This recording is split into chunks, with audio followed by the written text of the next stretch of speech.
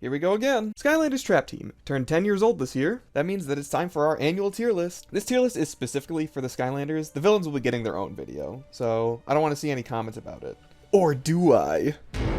Trap Team is a very interesting game, and definitely not contentious within the fandom. Toys for Bob ended up developing this one after having Vicarious Visions develop Swap Force. It's pretty obvious to me that the two teams had their own style when it came to developing these games, since this game is way more similar to Giants than it is to Swap Force. A lot of changes that Swap Force made have been reverted back to the way they were in Giants. Notably, one-shot protection no longer exists, armor is back to the way it was in Skylanders, Spyros Adventure, and Giants, and healing is also back to the way it was numbers-wise. There's some other changes that Trap Team made, like for one, the villains are a major shakeup to the game, specifically because they can sub in for a weakened Skylander, and the Switch has some invincibility both ways, and can even cancel certain animations. Jumping makes a return in this game from Swap Force, however in that game it was strictly used for platforming and jumping over certain attacks, but now every Skylander can also use it offensively since now you can attack while jumping in the air, and even certain Skylanders have unique jumping attacks. The last change I wanted to talk about is enemies. Similar to Swap Force, enemies will get shocked, but they don't really take hit stun or get launched by nearly as many things in this game. Once again though, the biggest change to enemies is their massive health pool. I complained about it during the Swap Force ranking, and I'm gonna complain again, because it's even worse now. The most amount of HP an enemy would have in Swap Force was a little over 1,000. In this game, the largest enemies will have 2,500 plus. Now, to compensate for this, some of the Skylanders have had their damage numbers increased, but only by about 1.5 times. Some of them got less, some of them didn't get anything, and some of them even got nerfed. This tier list is going to be wild,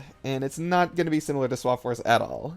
We're once again tiering based around the best version of each Skylander and how well each Skylander does in the story mode and other arena challenges. Getting 100% completion is a big factor for these lists, and specifically in this game, how well these guys do against bosses is a major contributing factor. PvP will also not be considered in this game because it doesn't exist anymore. Also, once again, we're starting with Spyros Adventure and finishing up with Trap Team, because I gotta keep you guys in suspense, and I also need that watch time. Also, like and subscribe and all that other junk. So once again, we start with Lightning Rod.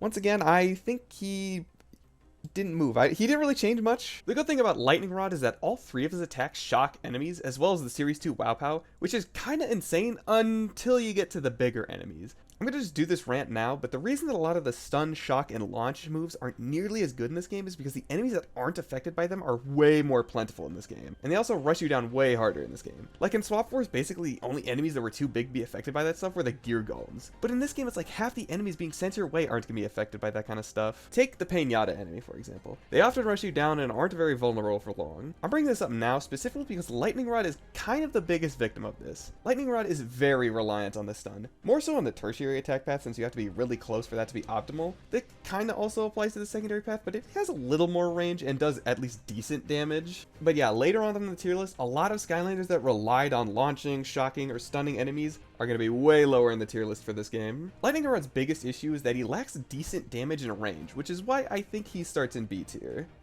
And also because we started with him in B tier for the Swap Force tier list, and I think it would be funny to do the same thing here. You know, it's like poetry, it rhymes.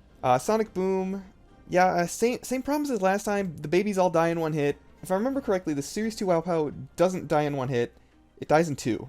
And the damage isn't even that great on them. So it's like, why would you ever go down the secondary attack path when you can literally just go down the primary attack path? The primary attack path is way better, because the primary attack does a lot of damage, and the echolocation is still really strong. Warnado. Oof. I think he's back down to D. His stonks rose a little in Swap Force, but now they're kind of back to normal. I'd say Warnado's problem is twofold. His first problem is that his secondary attack just isn't as good in this game. It's not even like they really changed it at all. It's just that half the fucking enemies don't get launched whenever they're hit by it, so it's just not as good. And also his primary attack just feels worse now. I can't quite put my finger on it, but it definitely feels worse to use in this game than it did in Swap Force. Also, his tertiary path is still just whatever. I mean, it gives him a slightly more reliable projectile, but it's still not great. The slam just leaves you way too open. Oh boy, here we go. Whirlwind. So back in previous tier lists, I gave Skylanders credit for having variations like Light Core, and also I only learned this while I was playing this game live for you guys on stream. Apparently, like Nitro and all those other variations give different stat bonuses. I did not know that, so I guess I should have been giving other Skylanders credit for that in previous tier lists, but whatever. That doesn't matter. The main one and the most noticeable one was Light Core. Light Core unfortunately went the way of the dinosaur, however it gave rise to a far more sinister and evil variation. Eon's Elite. I mean, it's broken. What can I say? Triple health? Triple damage? As if Whirlwind already wasn't good enough? I don't even think I really need to talk about why Whirlwind is good. You already know why Whirlwind is good. Both of her attack paths are really good. Her secondary attack path stuns. Both of her WoW Pows are still really good. Would she benefit from having a WoW Pow? Absolutely. Does she need it with Eon's Elite? No. This is the best Skylander in the game. If you need to beat some of the harder challenges in this game, like Chaos's tower defense mode or whatever, just use Eon's Elite Whirlwind. You'll never die, and you'll kill enemies so quickly. Bash probably has the most noticeable changes, at least in terms of his damage numbers, and that's mostly because of how they buff damage in this game. Since if you had a high number in previous games, then that number is obviously multiplied to be even higher. His gimmick still remains that he does a lot of damage, and that's about it. Especially since the Series 2 WoW doesn't launch anymore. It does a lot of damage and has good AoE, but you're really only going to be using it to hit and run. His real main buff is that he can now use the primary attack while jumping. Jumping while attacking is actually better than doing it the normal way since it cuts off the end lag of the move and is basically just the best way overall to use the move. The charge primary attack also is just not as good in this game. I think he's A tier, but a very low A, bordering on B tier. Dino Rang, oh man, I almost want to say he's D tier. His damage just isn't enough. The secondary attack is still really strong, but the problem is it doesn't launch anymore. Also, hitting the primary attack is kind of difficult with him. I'd still recommend going down the primary attack path simply because it's way better than the tertiary attack path now, because the tertiary attack doesn't launch anymore. Also, the soul gem, like, I swear to God, it does not work, like, at all. I don't understand. It's so weird. I don't think it works. I'm gonna put him in C, because he is ranged. That does help him, and that secondary attack is pretty strong. It's not enough.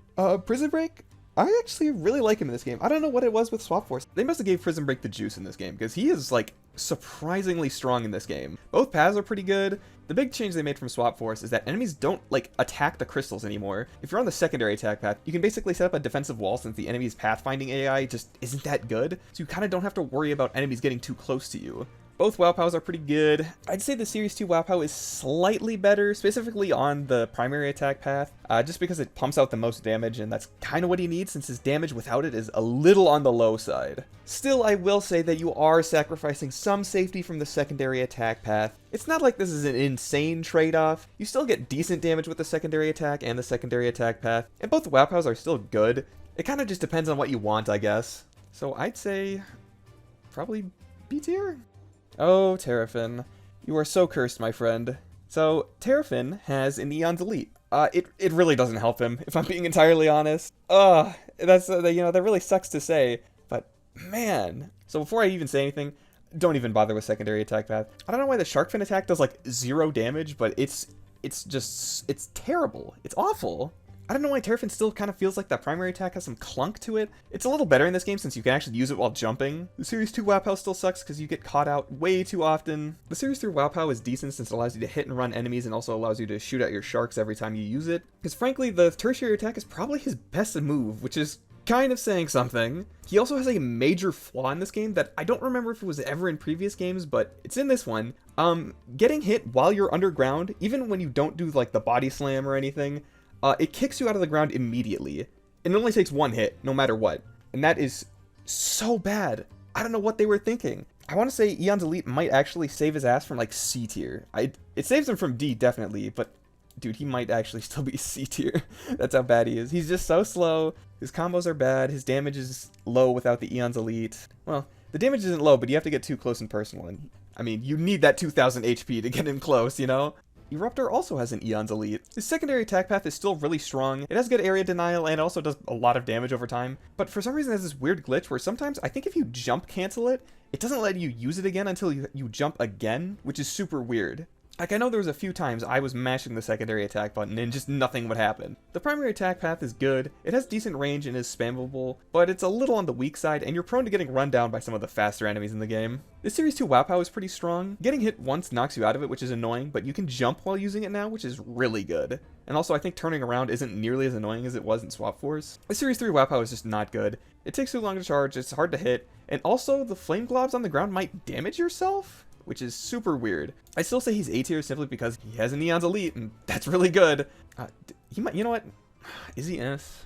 Does Eon's Elite really make up? I think they do. I think on both paths it makes up for a lot of his shortcomings, simply because, hey, he pumps out a lot more damage than basically everyone else. Alright, after reviewing the footage, I'd say, yeah, he's definitely S tier, specifically with the secondary attack path, because that is an insane amount of damage in like a couple seconds. Flameslinger. The secondary attack path is still okay. The biggest issue is the charge primary attack is still like super annoying to try and get off. And it doesn't even really do that much damage, but the damage over time is really nice on that path, so it's almost worth getting. The circle is still pretty strong, but it can be hard to do, and it doesn't launch anymore, which is really annoying. The primary attack path is still, you know, really spammable, but it's a little weak, and its biggest problem is that it doesn't pierce, which is super annoying. The tertiary attack, though, is actually, like, decent in this game. I think it semi-locks onto enemies, so you can actually hit the damn thing for once. I'd probably say, yeah, he's A tier, simply because he has a really good movement option, and he can get away from enemies. Yeah, probably like that. They must have given Ignitor the juice, too, because this man is really strong. The primary attack does a lot of damage, the tertiary attack does a whole lot of damage, especially when charged. Honestly, your best strategy with Ignitor is still to just spam the tertiary attack. It does so much damage, and on the Series 2 Wow Pow, it still causes the damage over time, which is really good. That's not to say that the secondary attack path is completely useless. It does a lot of damage, but it still leaves you too open. It's kind of the same problem that Eye-Brawl has, except to a lesser extent. I still say he's probably A tier, though. No Sunburn. It's unfortunate what they did to you in Swap Force, but they kind of brought you back in this game. Once again, the secondary attack path is still, you know, bad. It's pretty strong, but it requires you to get in close, which is, you know, obviously bad. But the primary attack path is way better in this game, so you can jump while charging, and that's just, like, way faster than walking or trying to turn around. Tertiary attack is still, like, a decent movement option. I think the fact that you're able to jump while holding your primary attack, and that it holds, like, the same momentum as if you were sprinting, puts him, like, pretty high up. Probably saying, yeah, probably maybe a little worse than Sonic Boom. But yeah, he's back. I'm gonna say it, he's back. So Camo, his secondary attack path is okay. It did get a damage buff from Swap Force, but it's still pretty weak. And also, I'm pretty sure the Series 3 Wow Pow is nerfed on it. I'm pretty sure you get less pumpkins. I'll show some footage side by side, but I'm pretty positive on this. The Soul Gem, unfortunately, also got nerfed simply because the healing isn't nearly as good in this game. The tertiary attack path is insanely strong, but it takes a while to execute, so it can be kind of annoying and can get you caught out in certain scenarios. Overall, I'd still say he's probably B tier. Stealth Elf. Oh, look, Eon's Elite. Big shocker there. She was already really good. She's in a similar boat as Whirlwind to where she's good in this game, but if she didn't have Eon's Elite, she wouldn't be S tier. Big shocker, the secondary attack path is still bad, even with the Eon's Elite. The Series 2 Wow Pow is still pretty good. The Series 3 Wow Pow is also strong, but it doesn't launch anymore, and getting hit once interrupts the attack, which can be kind of annoying. These two are probably the only ones I would have genuinely considered to be S tier even without the Eon's Elite. Stump Smash. Unfortunately, he's still really slow. And ugly. But mostly slow. That primary attack is powerful, but it's too slow and cumbersome to deal with. But hey, that Series 2 Wow Pow with the secondary attack path is still ridiculously good. It's a strong spammy projectile that slows enemies. That's basically everything that Stump Smash needed. Though for some reason they decided to get rid of the buff that Swap Force gave him, where if you're in a water elemental zone, he heals. You know, because his Soul Gem is useless after Spyro's Adventure. I guess I didn't test it in water elemental gates, so it might still work there, but here's the thing, that buff was already kind of niche, but it was at least a cool thing that he had. This applies to all the swimming Soul Gems, by the way, so Double Trouble, Zap, and Slam Bam also all suffer from this. Overall, though, I'd put Stump Smash in B tier. Zook, funnily enough, kind of has the exact opposite problem that Prism Break has. Because the pathfinding AI still ignores everything but you, it's sort of an indirect nerf to him. Enemies still attack the cacti, but not nearly to the extent they did in previous games. So yeah, the Series 2 Wow Pow and secondary path is kind of nerfed, but it's still pretty good. Other than that, he's basically the same as he was in Swap Force. His primary attack still doesn't have that much range, while the tertiary attack does for some reason. The primary attack path is still really good and really spammy. Overall, I'd still say that Zook is A tier. Double Trouble. Okay, so the secondary attack path, it's still only okay. The problem is the little mini Voodood guys still only die in one hit. They do decent damage at least, but if I was going to keep recommending it, just go down the primary attack path. It's just way better. The tertiary attack is also pretty strong. Obviously, you hold still while using it, but if you can find an opportunity to use it, I'd say it's worth it. The Series 2 Wow Pow also kind of, like, sucks in this game, since literally every enemy has massively inflated HP. Even Chompies have massively inflated HP. It only does 5 damage whenever another beam hits an enemy, and that's not enough to kill Chompies. Isn't that kind of insane to say? I also already mentioned this, but Double Trouble Soul Gem is useless again, so not cool. I have been ragging on him a lot, but I actually still think he's A tier. Spyro. Spyro was definitely deserving that Eon's Elite. The Soul Gem is still really strong, though you can't spam it anymore for whatever reason. It takes you out of flight mode whenever you use it, which is an unfortunate nerf to the Series 2 Wow Pow. The Series 3 Wow Pow with the secondary is good, and the stun still works. The secondary attack is actually, like, really strong. But hey, he hasn't Eon's Elite, so you know what that means.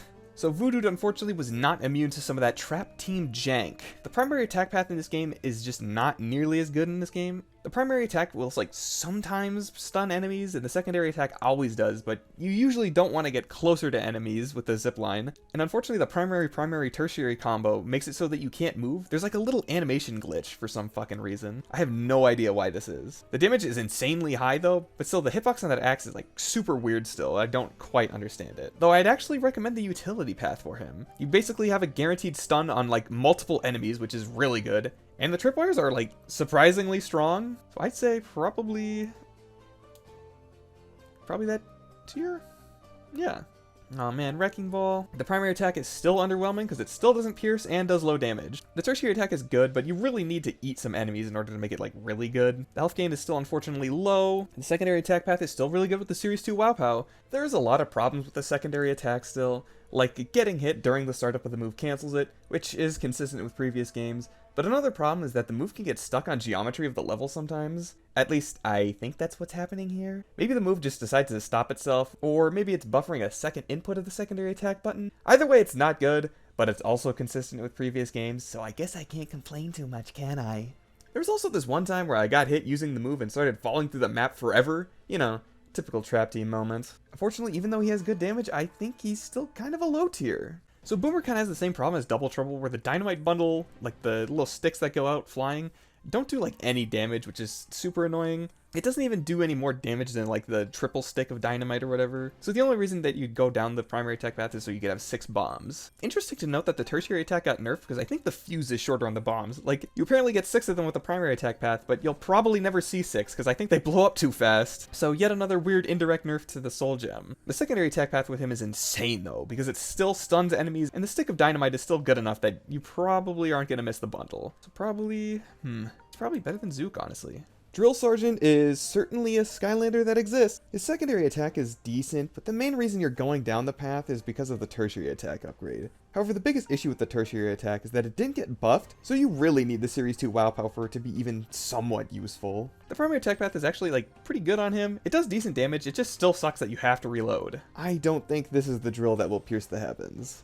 So the secondary attack path is still completely eclipsed by the primary attack path for Drobot. I will say though that the Series 2 Wow Pow does good damage, it just leaves you way too open. You have to pick and choose your battles with it. But yeah, you probably just want to go with the primary attack. It's still the best. It's such a shame that he didn't get an Eon's Elite. You know who did though? Trigger Happy. Whoa. Both paths are pretty good with Trigger Happy, though I'd actually say that I like his secondary attack path more. It just does so much damage in this game. The charge primary attack is also pretty good, since you only need like 1 level of charge in order to make it do at least a good amount of damage. Though I think you should just spam secondary. It outputs way more damage than just mashing the primary attack does. Chop Chop. Oh look, another Eon's Elite.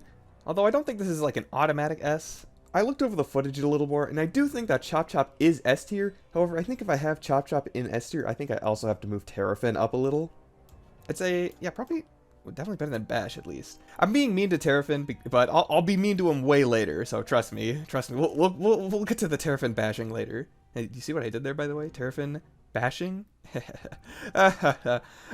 So, Chop Chop having Eon's Elite is pretty good for him. It really only matters for the primary attack path. I still say that the only way to make the secondary attack path work is with the Series 2 Wow Pow.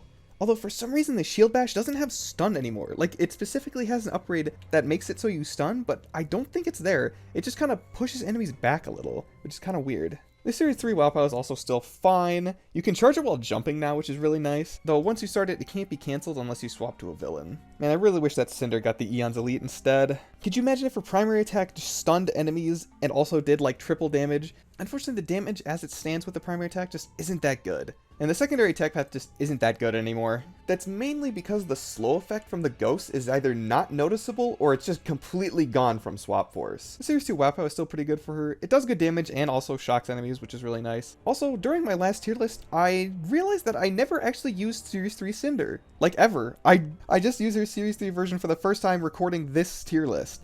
What do I think? It's okay. It lasts a specific amount of time and it doesn't really do that much damage. It's kind of weird and clunky. I don't really understand what they were going for with it. It's also like she's pretty solid though. The more I'm looking at this, the more I think Sonic Boom needs to move up here. In fact, I should move Cynder down a little, because even though the primary attack does shock, it's still not that much damage. Ghost Roaster. Unfortunately, the tertiary attack path just doesn't do much for you in this game. The primary attack is strong, but enemies just have way too much health for you to be dealing with that.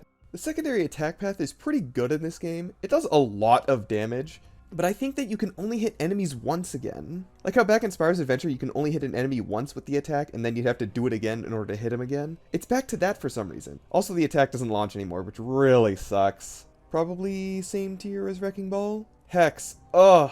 Talk about a fall off. Sheesh. I said in my Swap Force ranking that Giants is definitely where she peaked, and I'm definitely still standing by that. The primary attack path is spammable, but it's kind of weak, and also it feels less spammable in this game. Like, I swear you're shooting out less projectiles in this game. It's weird. The secondary attack path still takes too long to charge, and getting hit once interrupts it. It does a lot of damage, I'll give it that, but it's not really worth the hassle. The Series 2 Wow still does a lot of damage, but doesn't attack nearly as often, its range is bad, and getting hit once cancels it. That is so bad. Still probably better than, like, most of these jobbers, but man. Oh, Gill Grunt, Eon's Elite. Yeah, he's pretty good. I mean, is this even really a shock? He was always good. The primary attack is insanely strong, it pierces. The secondary attack path isn't nearly as good as the primary attack path, but that's fine because the primary attack path is all you're gonna need. I have no idea why this dude is so popular. This is his 4th repose. The devs are in love with this Gill man. The Series 4 Wow is okay. It relies way too much on getting close, its input is kind of annoying to do, and doesn't work with walls too well. But it does a good amount of damage. The Series 3 Wow is still bad. Also, I think the vacuum effect it had in Swap Force is just gone. It's basically Eruptor Series 3 Wow where it's just, the arc is just annoying to deal with, and it's just kind of hard to hit. I actually kind of like the Series 2 Wow a little in this game. Sure, it's still annoying to get the anchor shot, but it knocks back enemies and does some good damage. But, I mean, Eon's Elite. Dude, come on. So slam bam. So the primary attack is still pretty strong. Series 2 Wow is still pretty good. The biggest problem he has in this game is the same one he had in the last game, where the most dangerous enemies don't get frozen. And also the freezing effect in this game is just kind of broken. Like, it doesn't even work on the enemies that it's supposed to half the time. He also relies way too much on getting in close. But the weird jank crap with the freeze effect is really what holds him back a lot. Probably, unfortunately, worse than Voodood. Damn.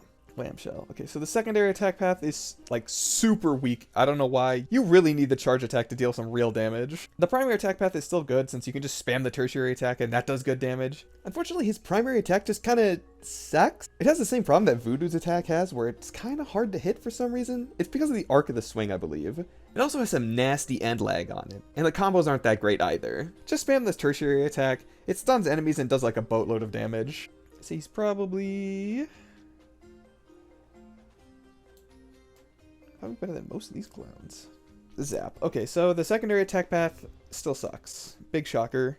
See what I did there? Ha ha ha ha ha ha. Oh, brother, this guy stinks! Now the primary attack path completely and utterly eclipses the secondary path, since you used to have to zap the slime in order to stun enemies, but now the primary attack stuns outright. Unfortunately, this came at a cost, as now the Series 2 Wow doesn't launch anymore, meaning that it's gone from almost useless to extremely useless. His other sacrifice is his damage, as the primary attack sucks. Some of you might be seeing the footage and wondering why I'm saying the damage is low when 98 is actually pretty solid. Unfortunately, in this footage, I have the football, meaning that my damage is doubled, so it's actually 49. A lot of the arena challenges have this football, so if I'm ever complaining about damage and you're wondering why, just look for the football. I'm only mentioning this now because this is where it's relevant. I think if the primary attack was just a little stronger, I think he'd be A tier.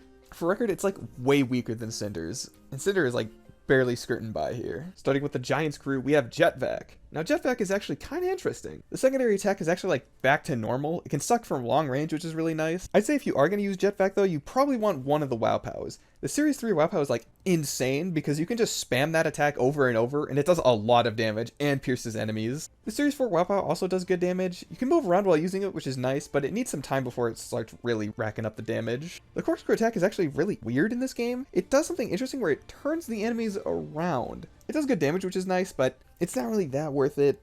So I'd say just for the Series 3 Wow Pow, he's probably like, he might be top of A, honestly. That Wow Pow is insane. I don't know why.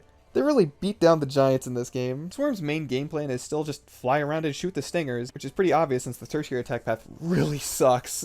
The damage is okay, at least in the tertiary attack path, but you're still vulnerable in the B form. The big issue is that the stingers just don't do that much damage, and neither really do the melee strikes, which is kind of weird. I say he's actually probably here. It's just that since he's fast, he can kind of get away with a little bit more than most of the other Giants. Crusher, my boy. They killed his ass again, dude. He was like my biggest surprise from the Swap Force tier list, where I actually really liked playing him, but now he sucks again. The saws are a bad projectile. Stone Stare is bad because it only takes one hit to unpetrify. Tertiary attack is able to be seen and hit by enemies again. Primary is too slow. Yeah, he's bad. Definitely worse than Warnado. Flashwing. Now, the secondary attack path is not nearly as good in this game since it doesn't stagger enemies and it does like no damage. It's actually super weak in this game. So is the primary attack path, now that I think about it. It gets away with it a little more since if there's a wall nearby, it does at least decent damage and it's super spammy, but it does feel slower in this game. Kind of like Hex. It feels like they slowed down the primary attack. Honestly, the best strategy for Flashwing is very similar to Jet-Vac. You basically just spam the charge primary. It's a little worse since you can't move while charging the move with Flashwing, but it still pierces and does good damage. The good news is that Flashwing at least has a couple gimmicks that keep her relevant, like the self-healing and the tertiary attack basically just being a reverse of the primary attack. But yeah, I think her damage is low enough to put her into B tier, at least top of B tier. But yeah, they kind of gutted her in this game. Oh, who's a good boy? You know, maybe I was sleeping on Hot Dog, but I think they buffed that Series 3 Wow Pow. Both Pows are pretty solid. They give him decent damage and good range.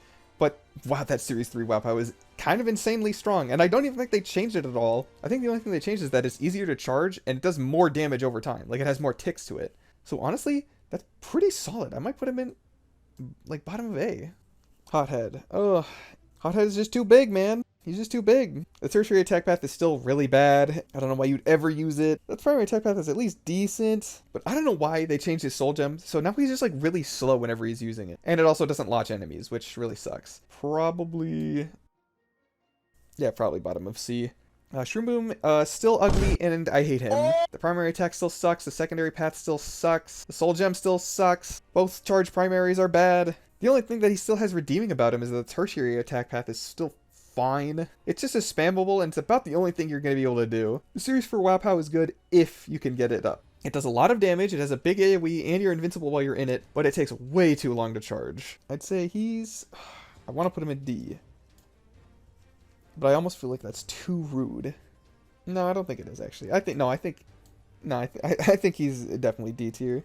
Okay, Trivix is back to being normal, by the way. Tertiary attack is kind of weak without the charge, but it's spammable at least, and it's at least back to normal. Charge primary is also back to normal. The secondary attack, though, is not good again, because the jump doesn't launch anymore. But I'd still say the fact that he's back. Yeah, probably right there.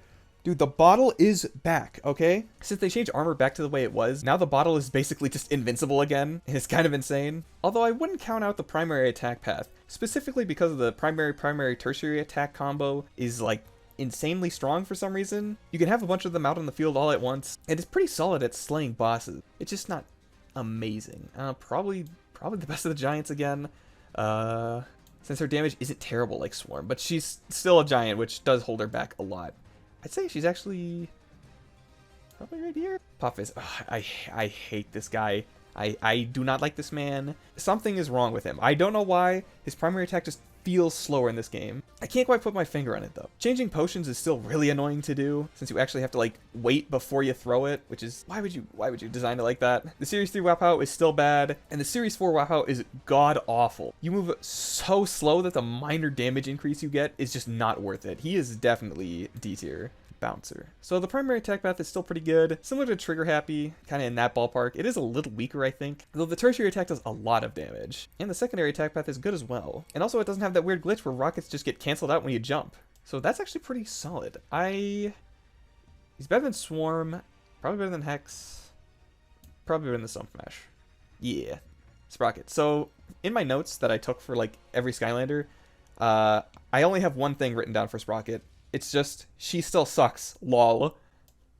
Do I even need to explain this at this point? She's been at the bottom every single year we've done this, and she has always been the worst. Bouncing Betty Mine is still her only option, really, and it still sucks. It doesn't do any damage. The primary attack sucks. The secondary attack really sucks. The Series 3 Wow Pow really sucks. Yeah, she's awful. And speaking of awful, I am so upset. Eye-Brawl is not very good. Neither path just does any favors for him. I know I mentioned it in my last video, but it bears repeating. The primary attack path doesn't even like lunge you forward anymore. So it's not even like a funny movement option. The primary attack path sucks because getting in is almost impossible, and the secondary attack path sucks because it does no damage. He might, is he worse than Crusher? He might honestly be. They're both like equally terrible. I'll say Eye-Brawl is a little better, specifically only because he has a projectile that isn't terrible. That's like my only reason. Yeah, Fright Rider. Dude, I think Fright Rider still sucks. The biggest issue that Fright Rider has is that now that enemies don't really like take hit stun, now the jousting path is just like not as good. The 360 spin does good damage. It's your main source of damage, but the problem is since it doesn't like stun lock enemies, it's kind of like hard to use. He's probably back down here. He might be better than Warnado. No, because Warnado has a projectile. The 360 spin just isn't gonna cut it, and it's like your best option, and it's not even close. So Chill has a similar problem that like all the other freezing Skylanders have, where the freeze is super whack in this game. I'd say it's a little better than Slam Bam since it's a little more consistent, but it's still not great. The Series 3 Wow Pow actually makes the secondary attack worse, because you'd rather hold the button down until you get all the ice walls up, but because the Series 3 Wow Pow is based on holding down the secondary attack button, and you probably don't want to do that all the time, well now it's suddenly not as good. The Soul Gem still sucks also, but the primary attack path, still pretty good, honestly. Probably puts her, definitely makes her better than Slam Bam. Yeah, probably right there. Oh, great. It's the whale, or as I like to call him, your mother. Yeah, the Whirlpool combo still sucks. I don't know why they built that entire path around that.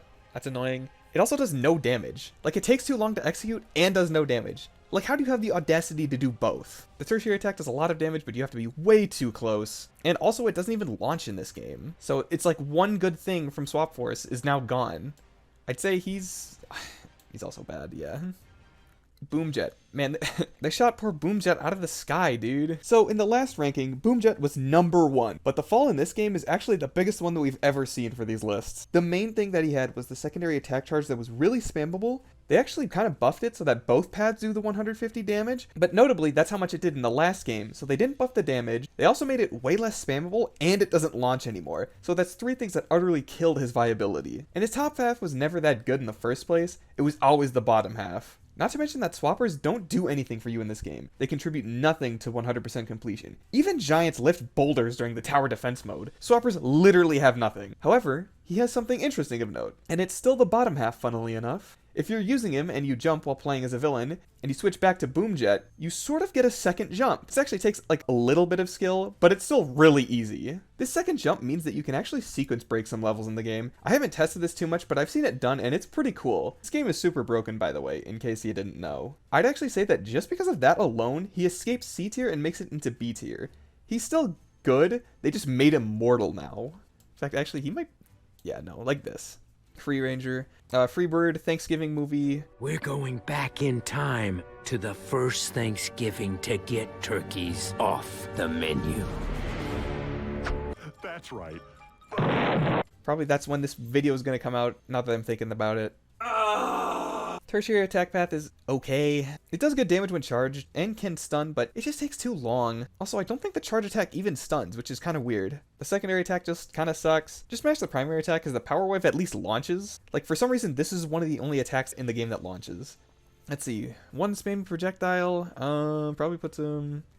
Definitely puts him in this area. Just mash primary basically the whole time. That's like my one recommendation. Just mash primary. You'll get the power wave, and that's about all you can do. Popthorn. Unfortunately, Popthorn doesn't have the same exploit with the Sky Diamond from Swap Force, so he loses points for that. His damage is also just kind of low. He makes up for it with his projectiles being like really spammy, but that's about all he's got. Tertiary attack I still like genuinely forget about all the time.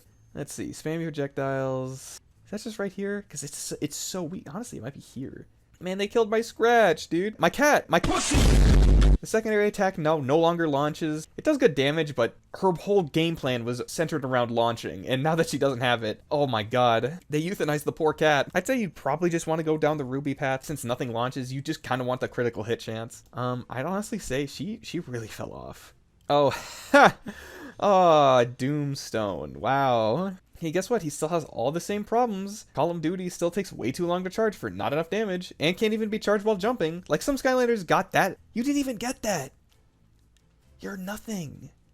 You're nothing. Stay down there where you belong. The tertiary attack is like, it's cool. It's super weak though. That's kind of its biggest problem. And also you can't hide behind the shield forever. Your guard will eventually be broken. Rubble Rouser, kind of same problem as Scratch and all the others. Tertiary attack is way worse now since it doesn't stagger enemies. And the projectile is kind of weak with the tertiary attack, so even that's not worth it. Bottom half is actually probably his better half now. The minions don't do any damage, but enemies also don't target them for some reason, so they're not a bad option. And going underground is still kind of OP since enemies don't really know how to deal with it. Honestly, if you're really intent on using Rubble, the best option is to go down the primary attack path and just jump in and out with regular attacks. You sort of have to play him like Bash, which, if I'm being honest, isn't that fun. and he'd just be worse bash anyway. Gonna have to put him worse than Scratch, unfortunately. Scorp's another one that they kind of neutered the fuck out of for basically no reason. That secondary attack is like, it's way slower in this game. I know it's way slower. There's no way it's not. His damage is also just way too low. The poison is really the only redeeming quality of the secondary path. The primary attack path is now better somehow. It still does no damage, only the charge primary poisons, which is super annoying. The good news is you can at least jump while holding the charge, but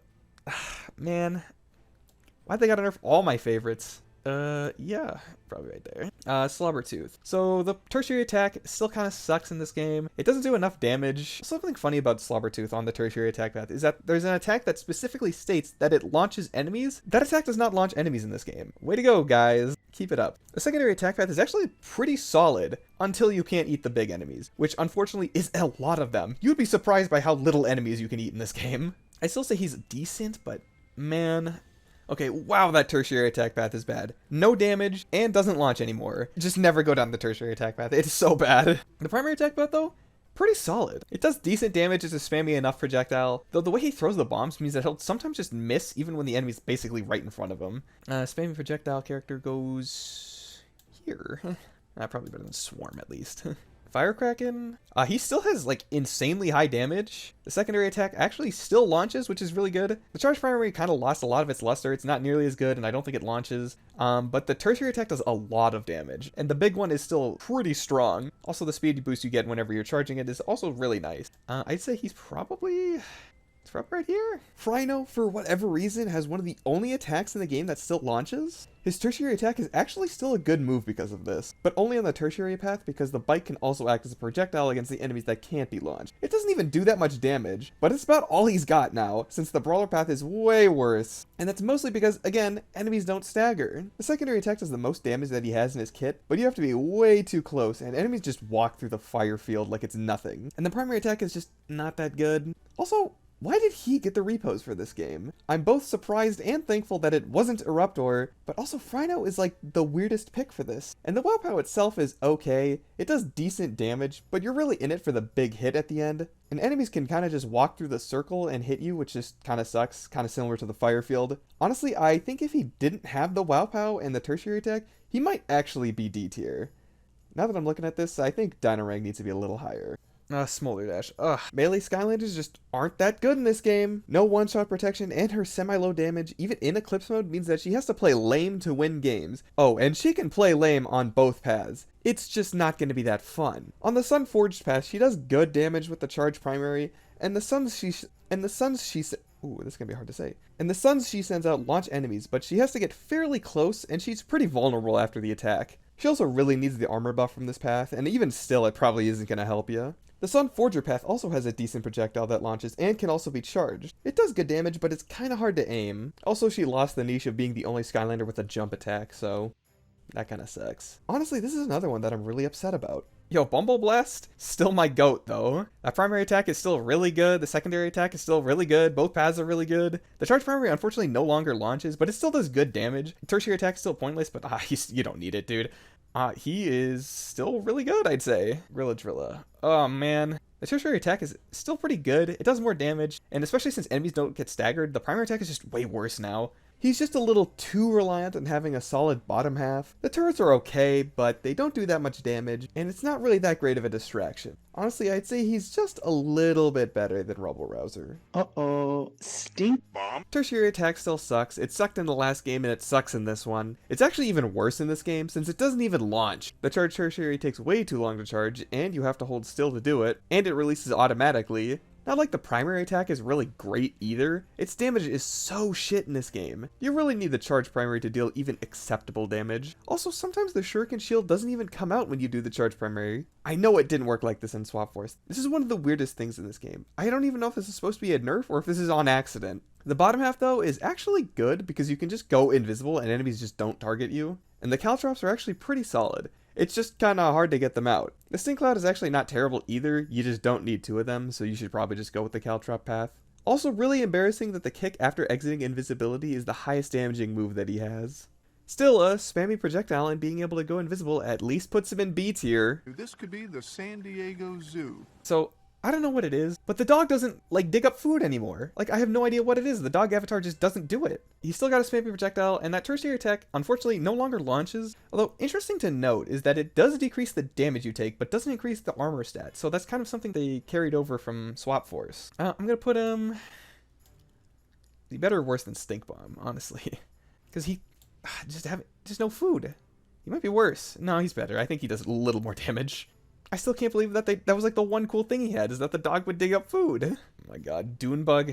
Dude, he was bad in the last game, and now he's even worse in this one. Unacceptably bad damage on the primary attack. Same with the secondary attack too, but at least the secondary attack holds enemies so you don't have to deal with them. And then it stops working on the big enemies, which is like half of them. So... you're gonna be sat there for a long time shooting your little pea shooter. The hover mode is also basically useless, unless you have the shockwave, which is the only attack that he has that even does decent damage. This move has its problems, however. It's kind of like Spyro's Earth Pound, where it takes you out of hover mode every time you use it, so there's actually like a decent execution barrier to it. And also, if you're mashing the jump button in order to get the attack off, it'll buffer a jump input, so you can't do that. You have to time it. This path also has an upgrade that states that Dune Bug shoots a powerful shot, and it's not even that strong at all. Compared to the rest of his kit, of course, it's strong, but in terms of like actual damage, not really. The absolute gall of the devs to put that in the description. He's definitely D tier, but he's probably best of the worst at least. What do you call a magic owl? Houdini! Hoot Loop is yet another swapper that just isn't in the right game anymore. He actually kept a lot of his stuff from Swap Force, like the secondary attack launching and the tertiary attack slowing enemies, but as usual, his damage just wasn't buffed nearly enough for him to be usable. The primary attack is the biggest culprit of this, since now it just isn't nearly good enough. I actually thought that they nerfed his damage, but no, it's just really low, and enemies just have a lot of HP. Flashback. Because I know this dude's damage got nerfed so bad in this game. 41? That's so bad! Look at this, 24? Oh god. Oh, it's bad. Bro, enemies have like 500 health. Is it the same? There's no way. I just do not remember it being the same. I'm like, I remember this being way higher. Maybe I'm smoking crack, but I swear to god it was higher. So it turns out that I am super wrong and chat is half right. While the main primary attack actually didn't get any changes, it's the same damage, the charge primary actually got buffed. It went from 27 to 41. Now obviously, both are still really low. However, I bet the reason that I thought the damage was lower in this game is because enemies just don't die nearly as quick because they have way too much health. I keep saying it and it's still true. Also, not even mentioning the fact that elemental power is also weaker in this game compared to Swap Force. Enemies just take way too long to kill in this game. Anyways, back to the ranking. End of flashback. The charge primary is also just worse double trouble now, which is really unfortunate for him. It's also unfortunate because Trap Team introduced Skylanders that can control enemies, and while the hypnosis isn't great, it would have been in character for Hoot Loop to get it, and it probably would have helped him out at least a little bit. Honestly, he's probably bottom of B, worse than Stink Bomb. Hey, you know who's still good in this game though? Star Strike. Primary attack is still really strong and has really spammy projectiles. The projectile that comes back to you is also still really good. And hey, the tertiary attack path is still pretty solid as well. I just think the primary path is better. Her only real downside is while the secondary attack still reflects projectiles, there's not that many projectiles to reflect from enemies. Still, I think her damage is high enough to put her into A tier. Trap Shadow, yeah, now that he can't launch enemies, he's bad. The bottom half is pretty much bad. You know, I can't believe they named the game after this guy and he's not even good in it. Although I will say his traps are actually pretty good, just not as good as the ones that we can use, obviously. I just have no idea why none of the swappers got like any damage increase. It's kind of insane. Yeah, right there. Yeah, okay. Yeah, we'll go with that. Countdown. The tertiary attack is still just okay. The charge primary is better since you can charge it while jumping in this game, which is really nice. The secondary attack it's alright, I guess. It's just something you just kind of throw out there every once in a while. The soul gem still really sucks. He's still a little too slow when he's charging the projectile. He's still probably better. Him and Drill Sergeant are very similar now that I'm thinking about it. I think he's slightly better since that charge primary actually does like decent damage. Magna Charge. Magna Charge is actually still pretty good. Primary attack is still pretty good. It's a spammy projectile and you know how much I love those. It's supposed to have a recharge, but when you're on the primary attack path, you also get a powerful final burst. The tertiary attack is also pretty good. I'd say it's a little worse in this game because it's harder to throw enemies off of cliffs because there's more invisible walls, but still the attack is really strong and there's still plenty of locations to throw enemies off of. Obviously the amount of enemies that aren't affected by the magnet is a lot more in this game, but just throwing junk at enemies is still really strong. Still, there is some weird whack crap with the magnetism, but it's Trap Team, so it's almost to be expected at this point. Basically, I say you should pick up enemies who annoy you. And Spyro is also still pretty good. The tertiary attack is still really strong. You can see enemy health bars. Both charge primaries are really good. The regular primary is really good. The secondary is like fine. The space laser is fine. The healing is still really good. It's definitely been nerfed by like a lot, but now it's just like 57, which is not overkill. So I'd say, yeah, he's still pretty good. I am the spy. So Wind-Up is weird in this game. For some reason, mashing the primary attack gets you access to the charge moves instead of the normal attack. I can't say if this is a buff or a nerf or not. It's super weird. I'd say it's a buff for the boxing glove, but a nerf for the symbols. But the good news is he's still really fast. He's still fairly strong. His biggest problem now is that he's melee, so that means he has low range. And now most of his kit doesn't launch outside of the tertiary attack. If you wanted to use him, you'd want to launch enemies into the air and then use your primary attack and take advantage of the increased damage from enemies being airborne, then loop again with the tertiary attack. But because of the weird change with the primary charge attack, this is way harder now. I'd assume that's why they changed it, but I still don't really like it. I'd say he definitely fell off, but he's actually still pretty good. Probably bottom of A. Grim Creeper. Aw man, they nerfed him. The really good thing about the tertiary attack path was that you could hold the button down and kind of just keep an enemy juggled forever, but now it like knocks back launch and not like knocks straight up launch, which is kind of unfortunate for him. The Spectre path is like also okay since it heals. It's not much, but I mean, he kind of needs it, unfortunately. Still, I don't think I can give him anything higher than C tier. Night Shift, so his damage and health seems to have been nerfed. I don't know what it is, but his health is super low in this game. The good news is that he can at least heal off a lot of the damage he takes with the tertiary attack. He's kind of like Spyro in that way. The primary attack is still pretty good, although the primary attack path is not nearly as good. You're probably just going to go with the tertiary attack path. The secondary attack is also still okay, although the main reason that you're using the bottom half is for the extra life. And while the extra life is still really good, a lot of the swappers aren't, and the game isn't built around the swappers, so it kind of becomes a little obsolete. Also, watch this drive. Nice shot! I still say that genuinely the extra life puts him into A tier, but it's probably going to stay bottom of A tier, bordering on B tier. Rattleshake, tertiary is still pretty solid. It's a decent distraction, it does good damage. Unfortunately, the secondary attack doesn't launch anymore, which is like kind of the main thing you used it for. The charge secondary is only really decent with the skull still, the pounce is still bad, big shocker there. The charge primary is still pretty strong, and also it poisons, which is nice. The primary itself is also really strong and spammable. He's still pretty good, I'd say. Right behind Magna Charge? Yeah. Okay. So, funny thing about Roller Brawl is that I actually kind of forgot to record footage of her until a couple days before recording this. This may be a bad omen, as I consider her to be not that good in this game. Her not being able to launch enemies has really affected her ability to fight. Her damage just isn't good enough for how up close she has to get. Just honestly spam the tertiary attack, it's about the best thing she's got. So Freeze Blade, unfortunately, is another victim of freezing being super awkward in this game for some reason, and also a victim of swappers not getting any damage boost. Something I found out is that the charged tertiary attack doesn't do more damage, it just increases the AoE of the freeze, and it doesn't even last that long. It's like, wow, that sucks. The charge primary is also super weak in this game. Once again, I think the damage number is increased, but enemies just have so much more HP now. The bottom half is at least decent, since it gives you good movement and it slows enemies, but unfortunately his damage is so low. Yeah, I'll play some... Dude, he might be worse than Slam Bam, like deadass. Punk Shock, still really good. Still has great damage and area control. Secondary path is still good. Enemies still get shocked. Primary is also still fine. The tertiary is okay. You probably still just want to go down the water bomb path just because you get more area control. Yeah, probably like better than these guys, yeah.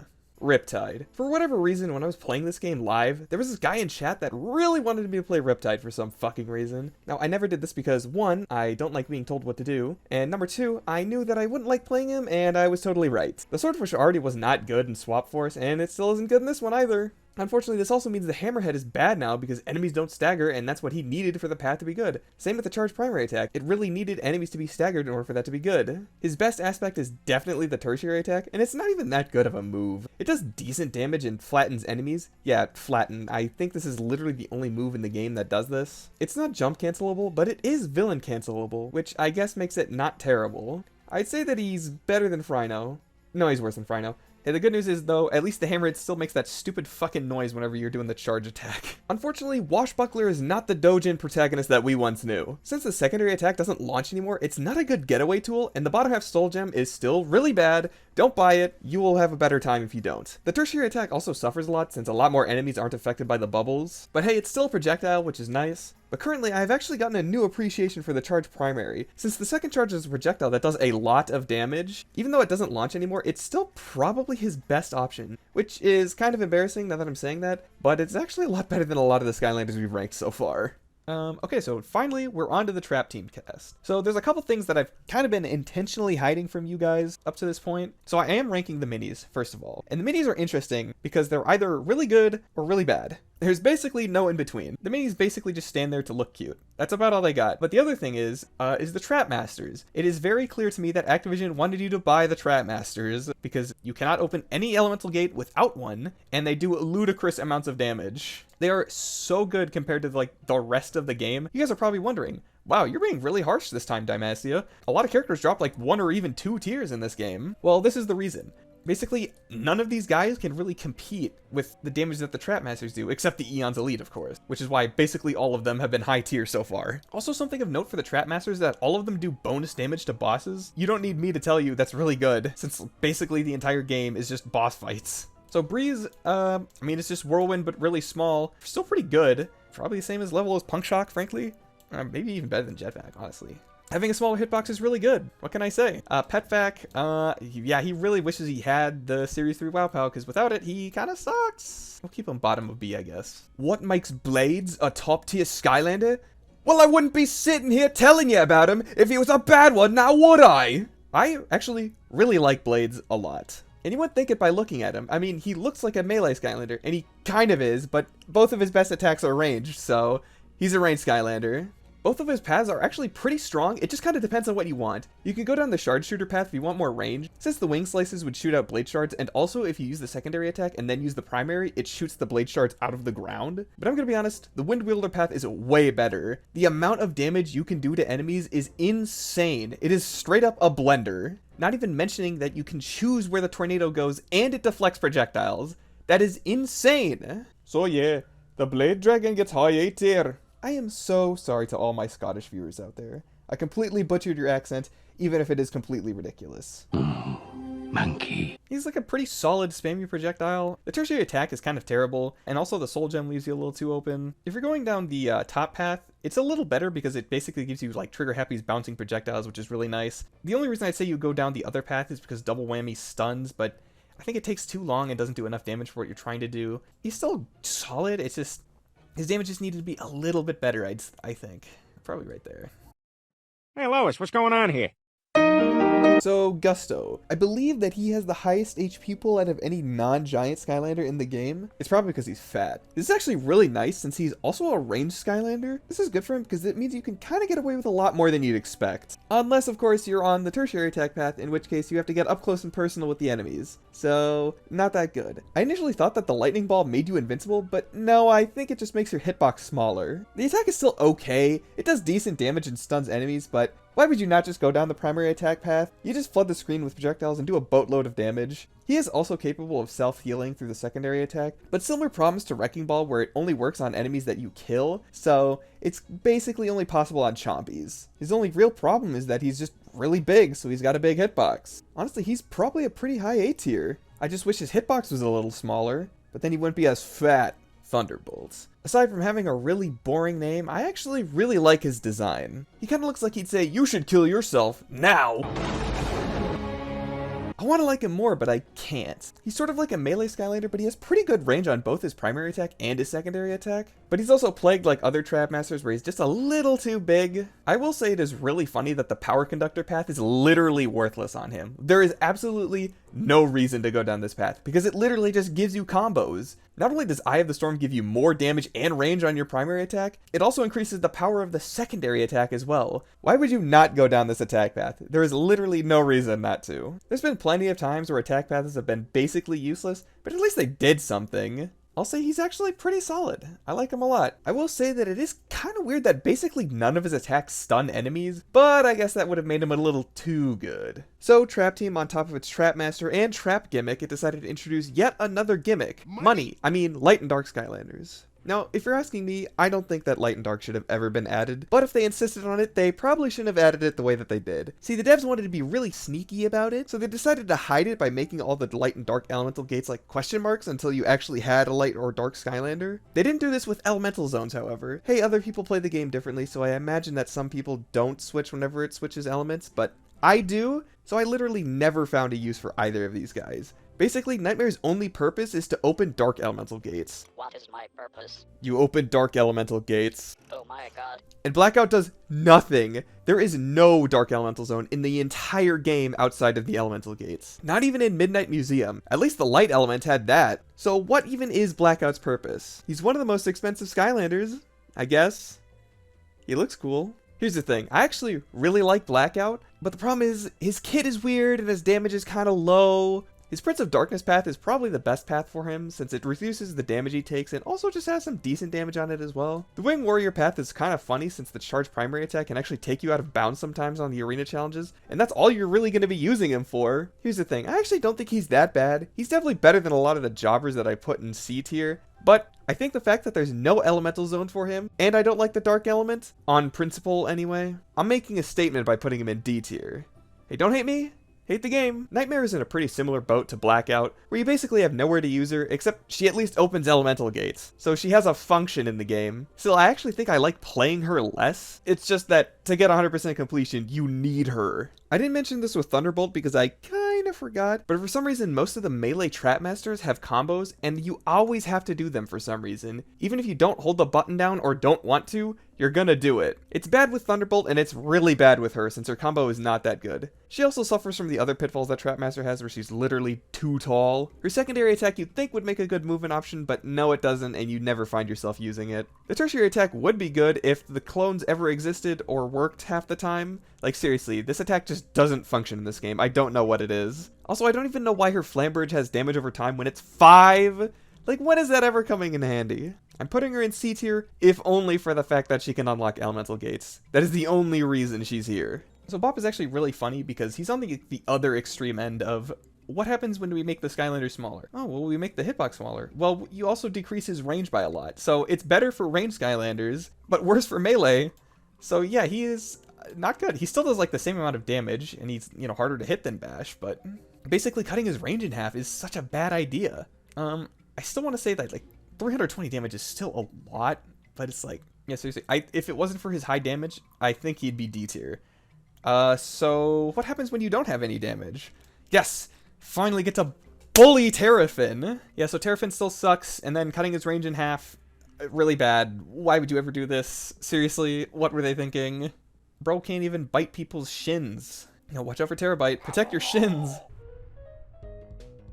What's up, man? Fist bump? So Fist Bump is kind of a weird Skylander. I get what they were going for with him. It's just the problem is he doesn't really do enough damage. The bamboo path does less damage. It provides healing, but I'd rather go down the other path which does more damage because he kind of needs it. Because even then, without the fault lines, he's super bad. Your whole game plan with him is to just create fault lines and then use your tertiary attack to get away whenever they get too close, and then use that fault line now to attack the enemies that are slowly meandering towards you. I do like him at least a decent bit, but man, his damages need to be a little better. So, Head Rush. First, shout out to the dude in my stream chat that changed his YouTube name to Head Rush mid-stream to show his dedication to the character. And while I respect the grind, and yes, I absolutely would, I still can't put her anywhere but D tier. Here's the thing, there's just way too many things going against her. I will say that similar to Blackout, that she isn't awful. Her Stomp does decent damage, but just leaves you way too open. But the Stomp path also gives you turnaround upgrade for her primary attack, so maybe it's not that bad. The Yodel is also pretty solid. Most enemies can walk through it, but still, it's probably her best option outside her primary attack. Here's the deal, her kit isn't terrible, but similar to Blackout, she's completely outclassed by the other Earth Trapmaster. But before we get to him, we have to talk about Rocky Roll. You wouldn't think it by looking at this guy, but This guy is a projectile spammer. I don't know what it is, but you just match the primary attack and he'll probably do something. His rolling attack path is nowhere near as good since you have to get up way too close and personal for it to be any good. It also just doesn't do nearly enough damage as the primary attack path. He's also one of 2 Skylanders that has a jump attack. You know, because he's a boulder. The boulder feels conflicted about fighting a young blind girl. Sounds to me like you're scared, Boulder. The boulder's over his conflicted feelings, and now he's ready to bury you in a rock-a-lanche. I think he's B tier, but probably low B tier, simply because he doesn't have anything special that makes him stand out. Yeah, so the reason that Head Rush is in D tier is because Wallop is S tier, because oh my god, he is really strong. Insane damage, does bonus damage to bosses. That's really good. What's really funny is that you can actually make him a projectile character. The secondary attack and tertiary attack aren't like terrible. They give range, but literally just go down the primary attack, hold down the primary attack button, and win. You just do so much damage, it's not even funny. They really wanted you to use those projectiles, by the way, because the Soul Gem, it's so bad, but they clearly, like, yeah, you want to use you want to throw the hammers, right? It's like, no, I want to go on a tantrum. Eruptor, yeah, kind of same deal as Jet-Vac, just, you know, smaller dude, better projectiles. Small Fry, same problem as Terrafin, arguably worse, frankly, since, like I said, the only thing that made him good was the heat field, but since that's, like, way smaller, since you're smaller, it sucks. Man, I love bullying children, this is fun. You know, I was told that Kaboom is like one of the worst Trap Masters, and I literally do not see how. Like, okay, the primary attack damage is like not that great, but you just pepper the screen with projectiles. It's pretty good. Although I'd actually say that the secondary attack path is better. Since you're invincible during the jump, it does good damage, it stuns, and you can do 3 in a row. Of course, you're open after that, so just use the last one to get away. The biggest problem is that it does take a sec to use the jump again, but I mean, it's still pretty solid. Also, the Soul Gem is like pretty good. It does decent damage. You just kind of have to pick and choose your battles with that. But for some reason, he also has like one of the lowest health pools, I think, out of all the Trap Masters. I guess they didn't want to make the range guy too strong, but honestly, I think he's pretty good. Oh look, it's Sunburn, but better in like every way. Secondary attack is also just like trigger happy, but better, kind of. Primary attack is insanely strong. The Soul Gem is also just really good. It just amplifies what she wants to do, but better. I don't know why you'd go down the horseshoe path. It does like good damage, but you really just want the extra flamethrower, dude. I'm like, well, obviously, probably top of A. Yeah. That'll be a minute, boss. But my house is on fire. No. Trailblazer. The primary attack is like really good. Choosing your path kind of depends on whether you want 3 of them or a bouncing fireball. Like Stampede is only okay if you have the 2 ghosts, while the roundhouse is only really good if you're on the other path. Soul Gem is okay. It's kind of the same issue that Lightning Rod has, where once you charge it, you like have to commit to it, which is really weird. The bucking attack is not great since it moves you too much. I like the Little Pony, so I'll put him above Fling Kong. Wildfire. So once again, same thing with Thunderbolt. The combo path is just worthless. Like, why would you ever go down that path? Its best feature is probably increasing the damage of the jump attack, and that's still not great. The tertiary attack is okay. Soul Gem is strong, but unfortunately it gets canceled out by jumping, which can be annoying. But what you're really here for is the chains. The chains are insanely good. Every enemy is affected by the chains in some way, whether it's the stun or the pull or both. It doesn't really do that much damage, but when you're pulling in 5 enemies from a huge range, that's all you really need. And the fact that you only have the primary combo as a follow-up doesn't really matter, since that's really all you need. Yeah, it's kind of crazy. Both the fire and both the air Trap Masters are pretty solid. Probably put him right here. Honestly, Wildfire's only real problem is that he's melee. Whisper Elf. So, kind of the same thing I said with Stealth Elf, honestly. Just her limbs are a little stubbier. Still, that doesn't really affect her too much since she's so fast. So probably, I don't know, bottom of A. Barkley, actually better Tree Rex, since being a giant is basically only negative. Like, giants have 1 utility, and I think that's during, like, Chaos's stupid challenge. They have to sometimes lift up a rock if you want to build a turret. That's their only thing. That's all they have. But hey, being smaller kind of helps you out a lot when you're just matching the tertiary attack. Like, that charged tertiary is still really strong. Now you're just not a big lumbering hitbox. Probably right here, honestly. In fact, I should probably actually move Pet back a little more. Bushwhack, probably the worst name for a Skylander. Dude, I want to jerk off! Maybe ever. The secondary attack is like really good. It stuns most enemies, which is obviously really nice. Honestly, I'd say just spam the secondary attack. The armor path gives healing, which is really only possible outside of combat. The armor provides damage reduction and also the armor stat, I think. which is kind of interesting. The problem with Bushwhack is that his damage is super low for a Trap Master. I don't know what it is. I think literally his damage needed to be doubled in order for him to be good. I think the reason they made his damage low is because, whenever you swing the axe, you leave like the thorns behind. So I think the devs thought that was going to be good enough, but it really isn't. Both the combos are bad, unfortunately. The spin combo wouldn't be terrible if you didn't get dizzy after using it. Like, yeah, you can cancel the dizzy animation, but it's still an animation that needs to be canceled, which sucks. The tertiary attack rush is actually terrible because if it's an enemy that can't be launched, you basically run into a wall. Like, what? Why would you do this? Soul Gem is strong, but it's only one hit and takes too long to execute. So, unfortunately, life kind of stays losing. I think he's still, like, decent enough. Thing is, being a Trap Master is still, like, good. It's just not amazing. I introduce you to Food Fight. So Food Fight is kind of weird to me because he's one of the starter pack Skylanders and I always forget about him. I don't know why. I just think he's probably the most forgettable starter pack Skylander. Doesn't really help him that he's kind of lame. He also just kind of feels really similar to Shroom Boom, both in terms of gameplay and in looks. The devs really didn't stretch their creative muscles too far. Still, I will say that he's actually pretty strong. His primary attack is okay. It's a spammy projectile, you just need to pick up the tomato plants on the ground in order to make it strong. His tertiary attack is also just okay. It does decent damage in launches, but the range is kind of pitiful on it. However, where it's really at is his secondary attack. That secondary attack is so strong. However, I'd say this is only because of the chain reaction upgrade you get. Without that, I don't think you'd be able to do nearly as much damage to enemies, because oh my god, can you nuke some enemies with this attack? Honestly, considering how strong the secondary attack is, it probably puts him top of B, simply because his primary attack, his tertiary attack, and his Soul Gem are just so underwhelming. He'd probably be in C tier if it wasn't for that secondary attack. He'd also probably be in C tier because he's so corny, and that is not a pun because corn is not a vegetable. Slap my hand. High Five is another fan favorite Skylander, and I really don't understand why. I get he's pretty cool, but he's super weak. The primary attack is a pretty spammy projectile again, and the poison is pretty nice. But man, 24 is so low. The secondary attack is a fun movement option, but as an attack, it's just not that good. There's a number of enemies in the game that can just 180 turnaround hit you after you dash through them, and that is not cool. But easily his worst aspects is the tertiary attack. Yes, it is really strong, but you're pulling in enemies and sacrificing health at the cost of a somewhat strong attack. But here's the problem, you're pulling enemies in so they can hit you, and your health isn't that high. I will say that playing him is really fun, but he's just not that good.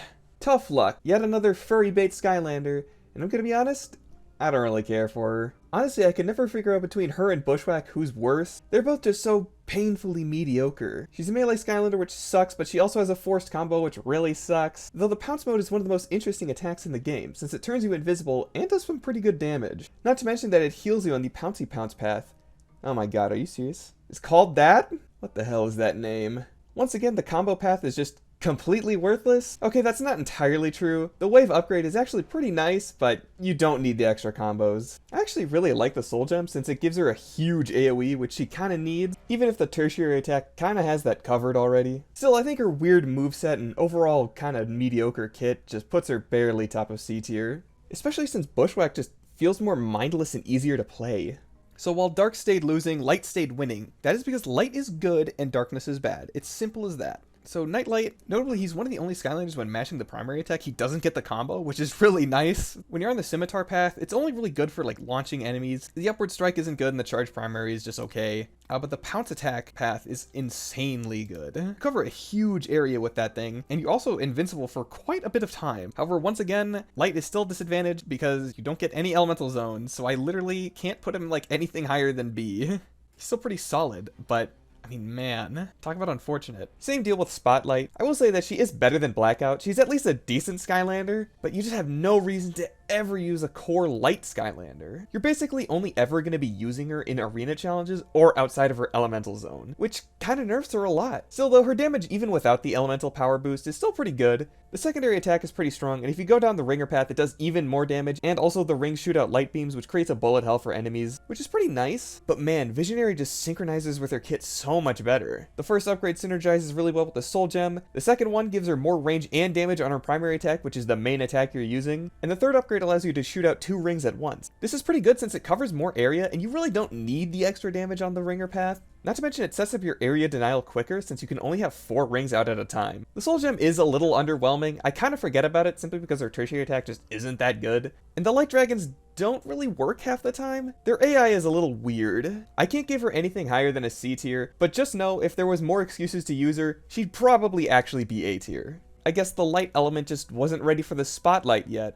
Boo! Ningini is actually really funny because she has both ends of both the benefits and drawbacks of being a mini. The sword path is obviously way worse since she's smaller and her swords are a little stubbier, but the bottle path is way better now since you're harder to hit. Honestly, she probably gets A tier just because of that. I love me bottle of scrampy. I've already talked about why Spyro is good, and basically all of that applies to Spry, so instead I want to talk about why Spyro's design doesn't work, but why Spry's does. See, the flat face is just kind of weird looking, frankly. Everyone makes fun of it, and it's probably non-Skylander players' biggest gripe with the games. But I actually think it works with Spry, specifically because he's trying to be a little cuter, and the flat face kind of helps with that. Not to mention babies in real life have flatter facial features. So yeah, basically Spyro has a baby face, and it's really weird looking, and I don't like it. Anyways, probably A tier for Spry. Ugh. Astermind. This is another one that I was told by my chat was really bad, and hey, this time they were right. Just super weak. I was complaining about low damage with Bushwhack, but he literally does like triple the damage that Blastermind does. His primary attack is a spammy AoE blast. It does decent against Small Fry, but I mean, that's about it. His secondary attack is at least decent because it launches enemies in the air and does good damage, and his tertiary attack is also okay. Its damage is awful, obviously, but the slow effect is nice and it has decent range on it. But both upgrade paths just suck.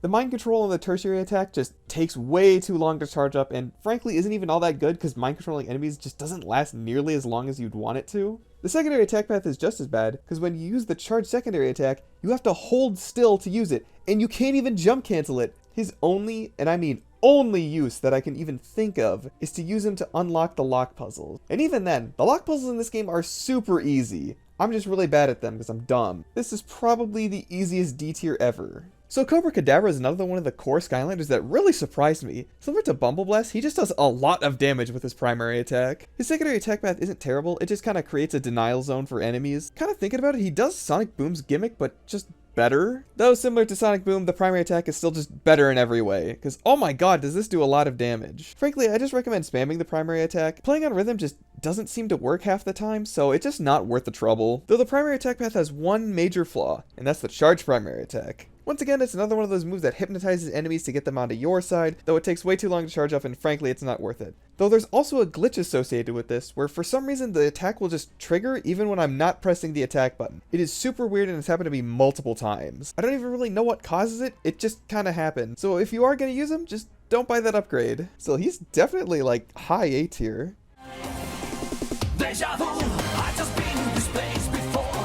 Wait. This joke isn't going to make any sense until the next game. Alright, Deja Vu is like having a full-time job considering how much you need to do in order to make her good. Her main gimmick is that she basically floods the screen with projectiles, and that's how she does most of her damage. You always need to have the clone up, you always need to have the black hole up, because if you don't, your damage just really isn't there. Both of her paths are fine. I personally prefer Remember to Live because it can heal you and also gives you 2 space shots. The Live to Remember isn't terrible since it basically just creates more projectiles. However, her biggest problem is that both paths rely on enemies attacking the clones, which they just tend to not do. And her other problem is that if an enemy hits you while the clone is out, the clone just completely disappears. And getting the clone out is kind of a commitment. It isn't too slow, but it's slow enough that you might end up getting caught out while using it. And also she has a really low health pool, so that really does not help her. So probably like mid to high B tier-ish? Yo, Enigma balls. This dude's really cool looking. I love his design, but we're not basing this list off that. The combo path, once again, really terrible, but the tertiary attack upgrade is actually pretty solid, so maybe you'd consider it. The invisibility path is good, it does a lot of damage, and being invisible just stops enemies. Enemies just pretend you're not there anymore. The Soul Gem is okay, but honestly, you're just gonna be like spamming going invisible and then popping back out. It's still not great, but Trigger Snappy. I don't really have too much to say about him that I didn't already say about Eon's Elite Trigger Happy. So I'm just gonna put him next to his best buddy Spry. This just seems fitting. Drobot. I'm gonna be honest, I don't really have anything that I can say about Drobot that I didn't already say about Drobot. I guess Drobot's afterburners are a little smaller, but his hitbox is also a little smaller, so that makes him better than Drobot.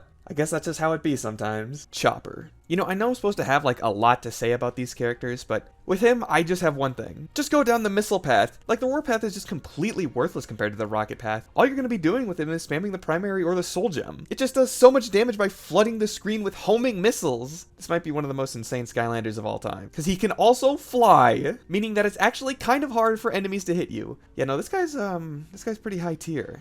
Gear Shift is insanely broken. Holy shit, she is so strong. She's a trap master, which is really nice, and both of her paths are really good. If you go down the melee attack path, it's actually not as bad as you'd think, since your range is still pretty good and you also shoot out gears that knock down enemies. But the range attack path is just insane. You do so much damage. Look, 57 is a low number, but since you shoot out so many projectiles, it's basically like Drobot, but the projectile is also stronger and leaves landmines on the ground for enemies to walk on to add on even more damage. Like, what? Who thought that was a good idea? She's also just really fun to play. I really do like the mode switching thing, and also she has a really good movement option. The tertiary attack is just really nice for getting around. Probably the easiest S tier of all time, at least for this game. Jawbreaker. This Skylander is really weird to me because there's enemies in Giants that are also named Jawbreaker, and this guy has absolutely no relation to them. They're not the same species, they don't look the same. I guess they fight the same, but that's about it. I don't know. I feel like you could have had a bit more of a creative name with him. I will say that similar to Headrush, he just is completely eclipsed by Gear Shift, but unlike Headrush, Jawbreaker is actually decent. His tertiary attack path is alright, I guess. It'll flood the screen with electric shocks that'll add to your damage, but I mean, the rage path completely eclipses it. Because not only can it give you similar area control like high voltage, but it also just allows you to stay in rage mode longer, and while you're in rage mode, you take less damage, which is exactly what you want, because you basically always want to be in rage mode. I will say that the soul gem is funny, though it is impractical. Overall, I'd actually say he's pretty solidly middle of the pack. Treadhead. Probably one of the weirdest concepts for a Skylander. It sort of feels like the natural evolution of Fright Rider's design. If you're going to use him, just pretend you're playing Mario Kart. You don't really want to spin out. The spin out path is decent, but I mean, we play Mario Kart Wii in this house, alright? You want a wheelie. The wheelie path is really good. It just does so much damage. Yeah, you have to get kind of close, but it's like a decent movement option, and you move pretty quick while wheeling. Pretty solid, middle of the pack. Hijinks, where to F is regular Hex. Yeah. Although probably actually worse than regular Hex, because I think the Wow Pow is just better than the smaller hitbox. Small. Look, the small hitbox does help him, but all of his fundamental problems are still there. He has terrible range and his damage is really low. Batspin. Aside from maybe having the worst name in this game, like I know it was made by a fan who was young, but this is still pretty bad. Though to be fair, compared to the other names in this series, it really isn't that stupid or uncreative. Still, on this channel, we bully children, alright? Despite the name, she's really strong. She just has ridiculous damage and sustain, since the bats she shoots out heal you. Not to mention, you can have a lot of these guys on the field at a time. Choosing your upgrade path basically depends on how you want to control your minions. If you're going down the bat form path, you're basically just going to be staying in the bat form the whole time, since it shoots out extra bats, which is gross, I'm not gonna lie, but I mean, still pretty strong. Going down the pet purveyor path is actually kind of insane, since the minions you summon are ridiculous, as not only do you stun enemies, you also block projectiles. Most of the dangerous enemies in this game are melee, but being able to block projectiles is still really nice. She's basically just blades with extra sustain. Funny Bone. I'm glad we got another good boy in this game, but why did it have to be Old Yeller? This character is actually pretty good, but he leaves a very bad first impression, since the primary attack does no damage and it also doesn't pierce, which really sucks. His secondary attack and the attack path just aren't that great. You'd think the secondary attack would be like a decent movement option, but it really isn't. Not to mention it has the same problems that all the other charge moves have, where it just gets you way too close to enemies, and also the damage just isn't worth it. But the Bone Zoner path is actually really good, since hey, it upgrades your projectile, which hey, projectiles are always really good. Not to mention there's also an upgrade on the path, which allows your tertiary attack to play catch with you.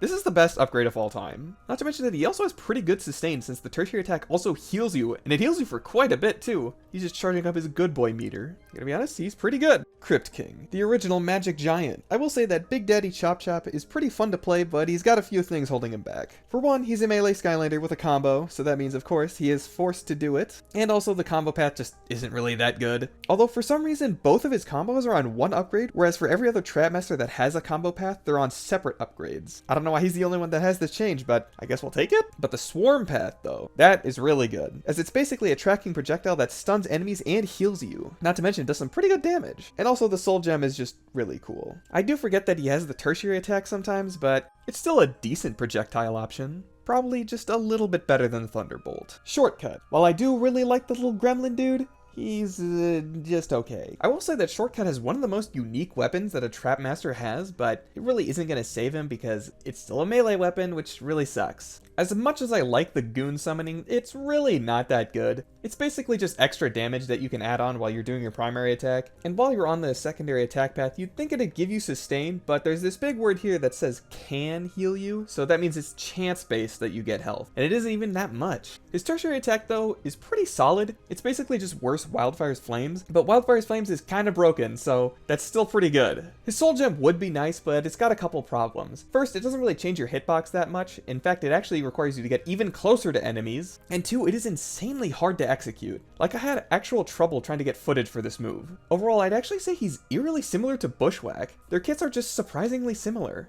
Gill Grunt? Alright, well, let's just put the three brothers right next to each other. Look at this. It's perfect. I mean, this is pretty accurate, too. It's just Gill Grunt, but a little smaller. Thumpback. You know, he's still bad, but I think it's funny because he escapes D tier, simply because not being a giant actually helps him out a lot. It doesn't really affect his range too much, at least on the primary attack, so he can actually, like, play the game now? Echo. She is neither a dolphin nor a clone trooper. She's actually the best non-Trap Master Skylander in the whole game. I feel like I don't even really need to say too much about Echo. I think everyone who's played her knows that she's really strong. She's basically like Torch with even more bullshit. Both her primary and her secondary attack do ridiculous damage, and the tertiary attack is alright, I guess. I kind of forget she has it sometimes. I'd also say that both paths for her are really good. If you go down the bubble path, you basically get insane survivability. Like, you're basically never going to be taking damage if you go down this path. Not to mention, the bubbles are pretty solid runaway options, but going down the primary attack path gives her a solid ranged option. Not to mention, the charge tertiary is really strong. And yes, it takes a while to charge up, but with the Soul Gem, it actually is kind of feasible to use it, since the Soul Gem just basically stuns enemies for as long as you need them to. And yes, of course, it doesn't work on bigger enemies, but it also deals damage to them at the same time, so it's still not worthless against them. I think if she wasn't in a game with Trap Masters and Eon's Elite, she'd be like top 1, no question.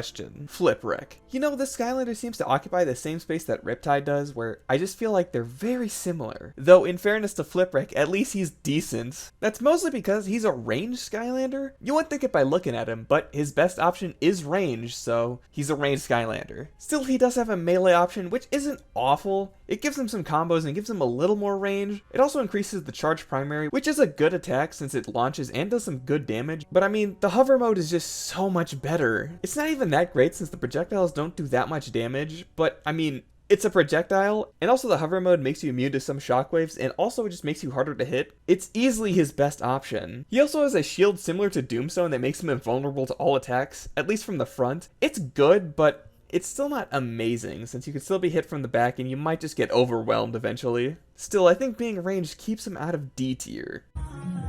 Tell him to bring out the lobster. Yes, sir. Tell him to bring out the lobster. All right, look at these babies.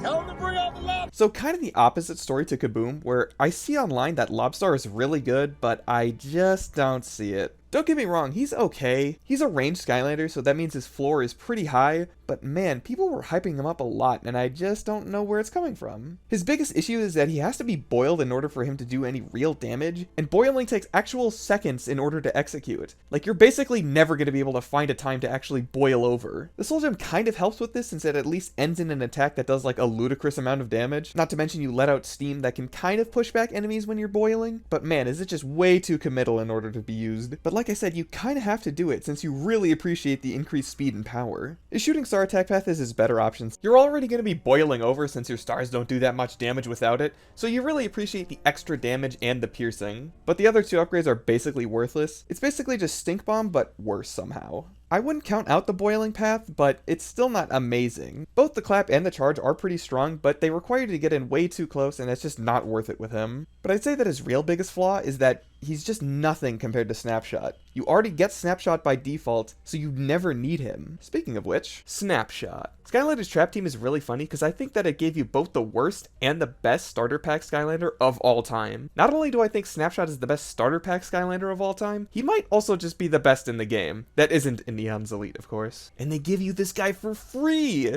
He's a Trap Master, which is obviously really good, but he also just has the best projectile in the whole game. It shoots really far, does a lot of damage, and the charge primary is just insanely strong. Like, this move is broken. This move makes this character. This move does so much damage, it charges quick, it charges easy, and it pierces enemies. Not to mention it also charges in the air and can be fired in the air. That is insane! It does everything that you need it to do. Even the uncharged version on the primary attack path is really good, since it covers way more area. This is especially funny because this tertiary attack path is just not good. Like, yeah, enemies get stunned whenever they're hit by it, but the move forces you to stand still and frankly isn't even all that strong. The secondary attack is like a decent melee option, but you do not need it, like, at all. The primary attack is just everything. So that's every Skylander in the game ranked. Man, these tier lists just get bigger and bigger every year. You can barely even see it. Well, whatever, I'm sure this isn't going to be the end of the video. I'm sure future me has some things he has to say. Hey, future me here. I was right! So there's a few things about the tier list I just wanted to change, though there isn't nearly as much I wanted to talk about compared to the Swap Force tier list. I know a lot of you are probably wondering about the big elephant in the room. Small Fry. Yeah, he's bad, but I genuinely forgot that he had the bikes available, so he's actually not that bad. Okay, let's talk about the Eon's Elite. So another change I wanted to make was moving Terrafin into S tier. I seriously think that the triple damage and health makes even a bad Skylander like Terrafin S tier. And now you might notice that every Eon's Elite is in S tier. And I think this is really boring, so I'm gonna do this. I'm just gonna have this image representing Eon's Elite for this game, and probably gonna do the same for future games since I don't think anything gets better than Eon's Elite. But this means that we have to re-rank all the Eon's Elite. Whirlwind. Same spot as Breeze, but I think she's a little better because both the Series 2 and Series 3 WoW Power are just better than the smaller hitbox. Also, I don't know if I mentioned this earlier, but the Series 3 WoW Power stuns now, which is nice. Stealth Elf is the same as Whirlwind, the WoW Powers are just better, and also you just like being bigger since it doesn't decrease your range. In fact, I'm actually gonna move Stealth Elf up a little higher since I feel like this is a little more correct. Gill Grunt is better than the mini since the Series 4 WoW Power is better than the smaller hitbox. Spyro is better because both the WoW Powers are better. Trigger Happy is a little worse. The Series 2 WoW Power almost pushed him to be better, but I like the secondary attack more anyway, so it didn't really matter too much. Eruptor is in a similar boat to Trigger Happy, where I thought the Series 2 WoW Power was almost good enough, but I decided no. Chop Chop is the only Eon's Elite that doesn't have a mini, so I have nothing to compare him to. I'm gonna put him at the bottom of A tier simply because his Series 2 WoW Power is actually, like, really good still.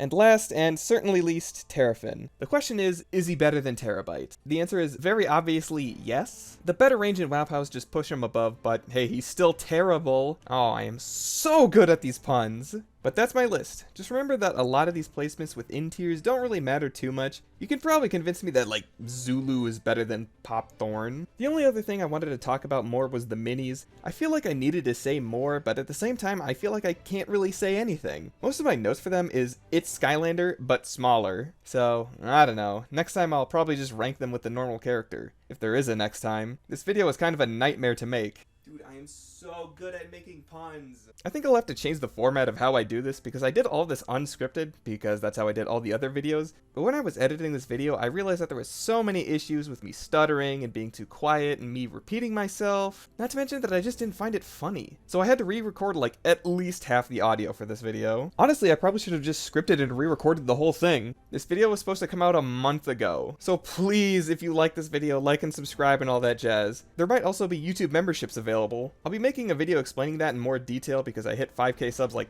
3 months ago now. So that should be the next video that I make. The video after that though probably won't be Skylanders Trap Team related. In the process of gathering footage for this video, I somehow got 120 hours on Skylanders Trap Team. So yeah, I'm kind of a little burnt out on this game for now. What element is used the most in Skylanders Trap Team and the villain ranking will come eventually. And look, I know I said that about the Kingdom Hearts boss ranking video, but I'm serious about this one, okay? This is my cash cow. This is what gets me views, okay? So this is what I'm gonna do. But yeah, I am gonna be taking a little break from Skylanders Trap Team. I'm hoping next year I can lock in while editing and get these videos done a little faster, but well, you never know with me. Anyways, Merry Christmas and have a great rest of your day.